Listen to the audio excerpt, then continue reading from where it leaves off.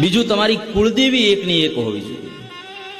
આજકાલ આ ક્રેઝ બહુ વધ્યો છે કે બધા આને માને છે એટલે અમે એની પાછળ દોડીએ. પણ તમારી કુળદેવી જે છે, તમારા વંશ પરંપરાઓમાં આવેલી છે, તમારા વડવાઓની પૂજિત છે, અને જે કુળદેવી આપી શકે, શાસ્ત્ર કહે બીજે ક્યાંય ના મળી શકે. કારણ કે એનું નામ જ કુલદેવી છે, કુલને વધારનારી. એને પોતાને ભોગ જોઈતો હોય, એને પોતાને પૂજા અર્ચના જોઈતી હોય, તો એને ખબર છે કે હું આ વંશની વૃદ્ધિ હું કરીશ, આ ગોત્રની વૃદ્ધિ હું કરીશ તો જ મને પ્રાપ્ત થશે, બાકી તો આ કુલની અંદર મારી પૂજા અર્ચના બંધ થશે. એટલે ક્યારેય કુલદેવી ન બદલાવી જોઈએ. અને બ્રાહ્મણો માટે તો બ્રાહ્મણોત્પત્તિ માર્તંડ નામનો ગ્રંથ છે, જેની અંદર ગોત્ર સાથે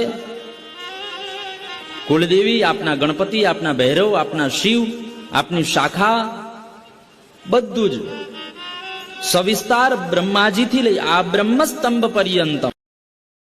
Download ShareChat.